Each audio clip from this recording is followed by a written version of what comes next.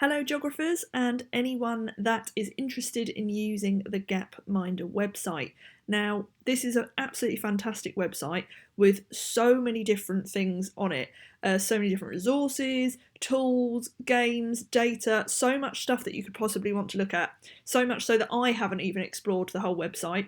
But I'm just going to show you some of the basics so that you can have a look, have a play, and then you can have a bit of an explore once you feel like you've actually sort of got used to the website a bit. Now, for year nines that are doing the factfulness scheme of work currently, you have already done this test. But for anyone that hasn't, this is a great way to see if your opinions of the world are accurate or if they're filled with misconceptions. Now, a misconception is an inaccurate view of something based on faulty knowledge or inaccurate knowledge. So it could be that you've watched the news that has given you one bit of information about another country. Maybe they've said that it's a very, very poor country and they've just told you that one little bit of information, and therefore you get this misconception about that country and assume that everything in that country must be bad. Therefore education must be bad, income must be bad, healthcare must be bad, just from one bit of information. So we want to try and get rid of misconceptions. We want to try and have a more accurate worldview. So I'm going to click on this test. Okay, I'm not going to go through it, but I'm going to show you what it looks like. So it's 13 questions, so not long at all. 45 seconds per question, so you've got plenty of time to read it, okay, and decide whether you have got an accurate worldview or not. So, like I said, I'm not going to go through the quiz because I don't want to spoil it, but you can work your way through and see whether you have got an accurate worldview or not. So, have a go at the test. That's a great place to start. You've then got various different things down here. This is like the main homepage. Okay, so various different things to look at. I would definitely recommend watching this documentary. Some of you have seen this in class, some of you haven't. I would definitely recommend watching it. It's completely free to watch online. Okay, and Hans Rosling, that's him here, is kind of like the godfather of geography. He is the person that has invented this website, has come up with this idea of factfulness and this idea that we do see the world differently and actually maybe we do have some misconceptions. So I would definitely watch this documentary because it's incredibly interesting about how people see the world and maybe how we see the world inaccurately. Now, the thing that you are using in your lesson, if it's year 9 watching this, is the tools section. So that graph that I've shown you is under this tools section. So if we just click tools there, give it a second to load. Nice little fidget spinner in the middle. That's taken me back a few years. This is the bubble graph, okay? And this is what actually, for a lot of geography teachers, this is what's famous about Gapminder. But it's a brilliant interactive graph that you can use to study our world. Now, every single dot on this graph represents a country, and the size of the dot represents that country's population. So you can probably guess our two biggest dots. Oh, look, India and China. We know they've got the largest populations in the world, so it makes sense they're going to have big dots. We've got tiny dots like this one here, Swaziland, a small African country, okay, or another small one over here, Brunei, a small country in southeastern Asia. Again, the colours of the dot represent the different continents over here, so if you just wanted to look at European ones, you can see those yellow ones are now flashing. If you just wanted to look at any of the Americas, so North and South America, it's the green ones and they're now flashing. You can also select specific countries down here just by ticking in the box and it will make them stand out. So if we go for Bosnia and Herzegovina, it has now highlighted it so I can find it nice and quickly in that data. It's then giving me those dotted lines down to the X and across to the Y axis so I can really easily read off the data. Right.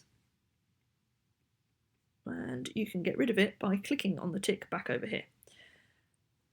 So, at the moment, our graph is showing the life expectancy, so how long people are expected to live, going up to 80 years, versus a country's income, okay?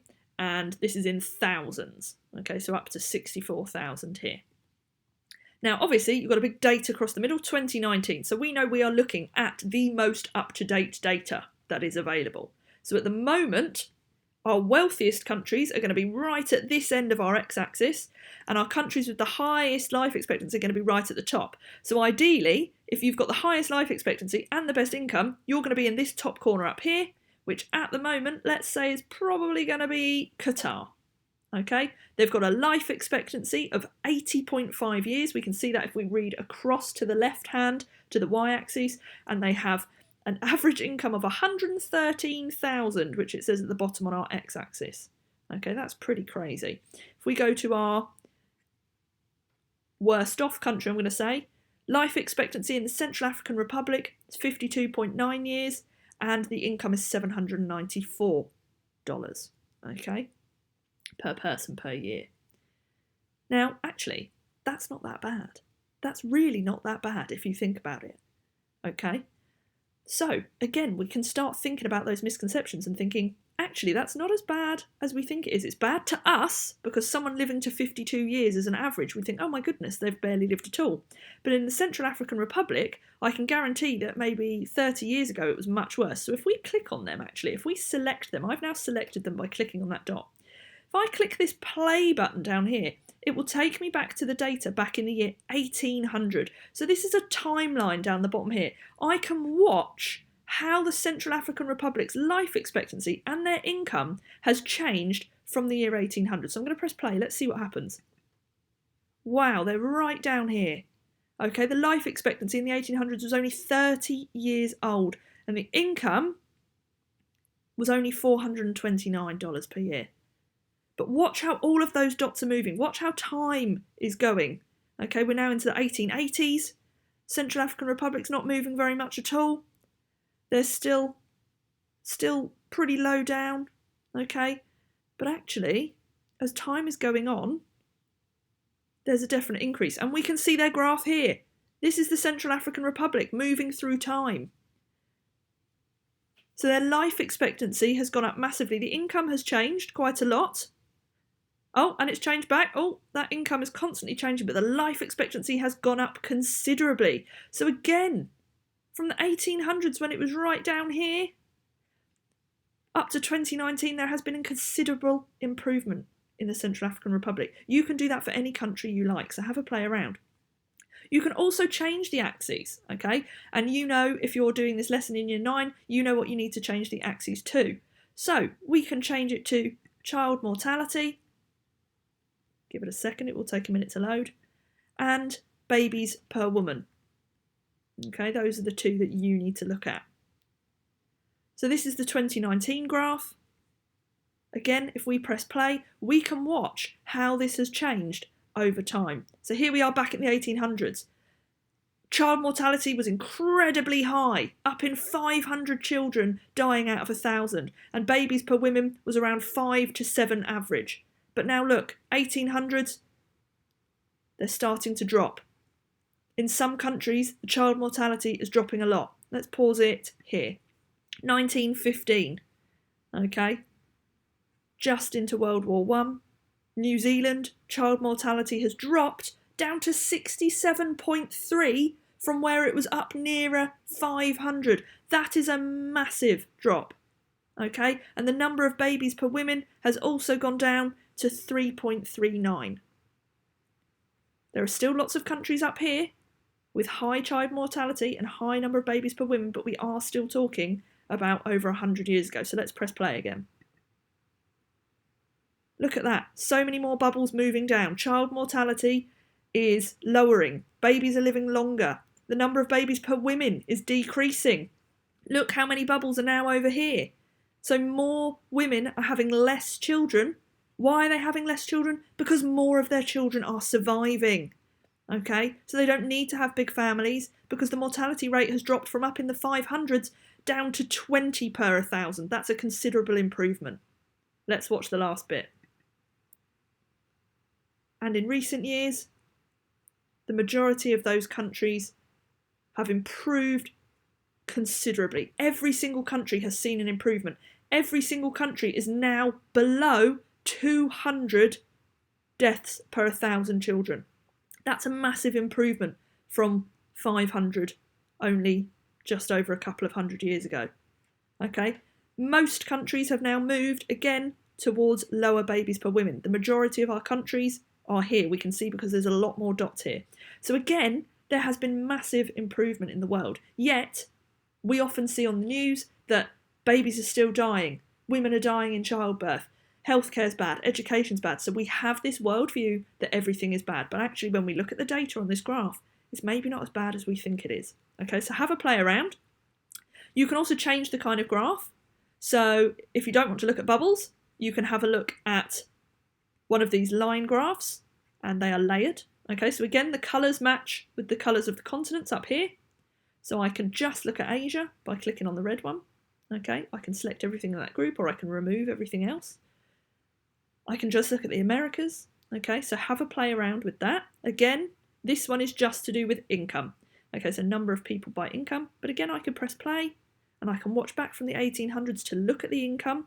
This line shows you extreme poverty. So in the 1800s, most people in most continents were living in extreme poverty. And then watch as this graph quickly moves with more and more people, the peak being outside of extreme poverty. So we've got yellow, we've got Europe, we've got green, the Americas, and we've got blue, we've got Africa, people moving out of extreme poverty.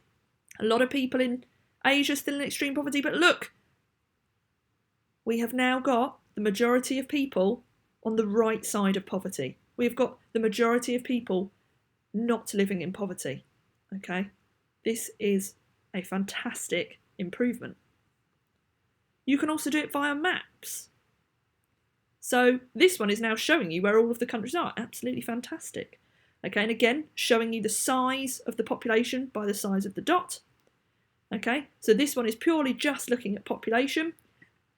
You can change it down here. Sorry, I'll do that again. I'll go back. If you come down and look on the right-hand side here, you can change from population. We could change it to the median age. Okay. And if you go over it, it will tell you. So Canada, the median age is 41. It tells you in the top left-hand corner. The United States, the median age is 38.2. So if that's the median, maybe that suggests people in Canada live longer than people in the United States. What about in China? The median age is 38.1. Again, just slightly below the United States. And again, we can press the play button down here and look through time how that's changed. It's not really showing us a lot of change, but if you were to hover over a certain country, you can see that number in the top left-hand corner is changing with time. Okay. If we go back to population and press play down the bottom here, now you get to see the bubbles change a lot. So in the 1800s, China and India still had the biggest populations, but just wait, those bubbles in a minute will start to rapidly grow. Some of them might also decrease because we know that population changes can happen a lot. Again, if you hover over a bubble, you can see in the top left-hand corner the data as the population is going up and down.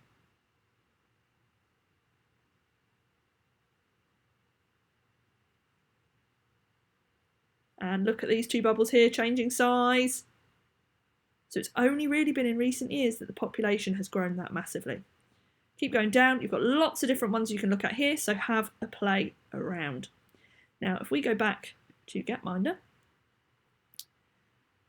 you've got some videos that you can have a look at here. Okay, so just go down, find one that just interests you, have a watch. On downloads, you can actually download certain slides if you want to add things into your presentation. You can download Gapminder to play around with the data offline if you want to, okay? And here are some things you might recognise from your lessons. Okay, so lots of different resources on here. Now, there is something called Dollar Street, but I will do a separate video about that another time. This is a great way to have a look at how people live around the world. So here it says Dollar Street. In the news, people in other cultures seem stranger than they are. Remember, they live slightly differently to us. We see that as, oh my goodness, that's so different. This them versus us idea. And it says that we visited 264 families in 50 countries and collected 30,000 photos. We sorted the homes by income from left to right. See how people really live. So you can do a quick tour and it'll talk you through it, okay? Like I said, I'll do another video on this, but this will be really interesting to some of you. So I'm just going to go back to the Gapminder website. I think it's taken me onto a new page. So if I just click home. Oh, here we go. Click Gapminder down here, and that'll take me back to Gapminder. So have a play around, have a go at the test, have a look at the tools, and learn some stuff about your world that maybe you didn't know, or get rid of some of those misconceptions.